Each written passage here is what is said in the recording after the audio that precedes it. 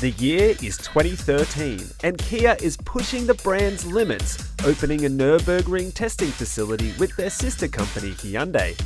They decided to produce a limited edition that would change perceptions of the Korean brand. A 3-door hatch with a 6-speed manual, rear spoiler, and inspired by the Nordschleifer. It was named the Kia I-O? It's a Kia Rio. Okay, I may have been exaggerating just a little bit, but it's my Kia Rio, and I've had it for 10 years. Wait, hold on, where are you going? No, come back. It'll be very interesting, kind of, I swear, okay? I'll go through all the parts that have gone wrong, everything that's been really impressive, and I'll show you why the Kia Rio has punched above its weight in the small car class in 2013.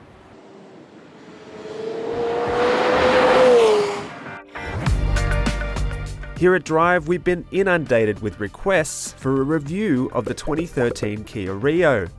Okay, maybe not, but let's take a look anyway. I think my Rio was an absolute bargain.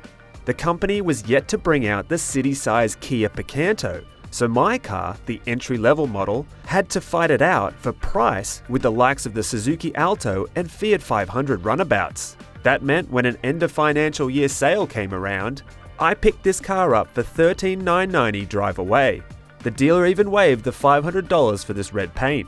So considering the second-hand car market at the moment, it's almost worth the same today. It came with a 5-star ANCAP rating, power windows, Bluetooth, and one feature that blew me away when driving, but I'll tell you about that later. A 5-year warranty topped it off. But what about 7 years, I hear you ask? Well, Kia only changed to a 7-year unlimited kilometre warranty in 2014. After living with the Rio for so long, I might have Stockholm Syndrome because I think it's really nice. The best way to describe it would be sophisticated simplicity.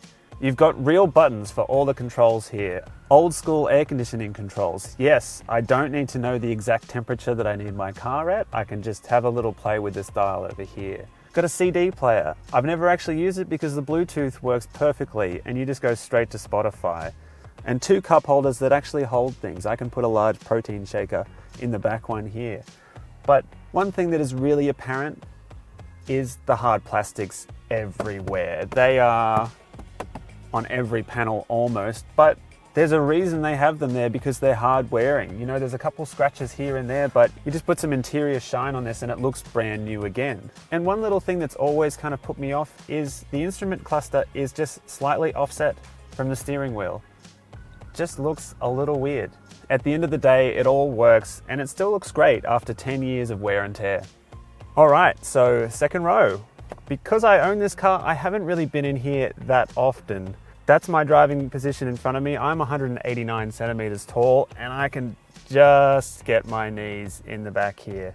So realistically, I've only used this on occasion. That's because most of the time I have this second row actually folded forward for more space in the boot, which is a good point because it's like a time capsule back here. So the color is still in the material. If you look in the front seat, there's wear and tear, but it's done a decent job after 10 years of getting in after the gym all sweaty.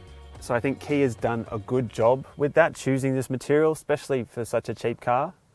So you should be able to fit 3 across here. There are 3 seats.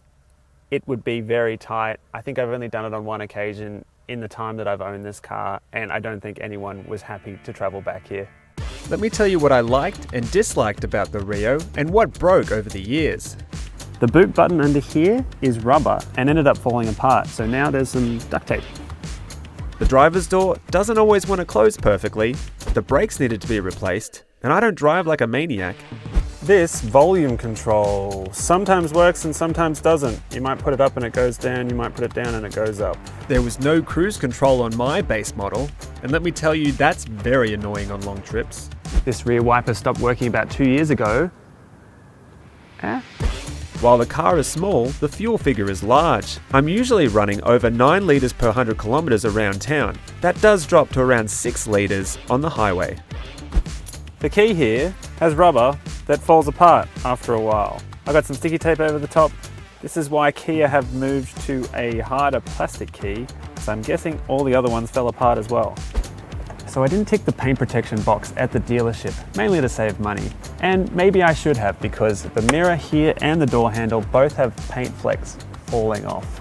Now I wonder if the paint protection actually would have protected these plastic parts. Why don't you tell me in the comments below? So what did I like? Firstly, a full-size spare wheel, which is so much better than a space saver. Big door pockets that actually fit large bottles. Being a manual, it has let me push start the car when the battery was flat, something I'll be missing in the future. To get an idea of how TARDIS-like the boot is, here are 2 full-size bikes inside. You've also got push button start. You simply push this button, the key flicks out, then you can start the car. Let's go for a drive. My 2013 Kia Rio S is powered by a 1.4-litre 4-cylinder engine, driving the front wheels through a 6-speed manual transmission. With a Chuck Norris-esque 79 kilowatts and 135 newton meters. Well, that's more than the Fiat 500, Suzuki Alto, and a Mazda 2 at the time. So that 79 kilowatts is available from 6,300 RPM.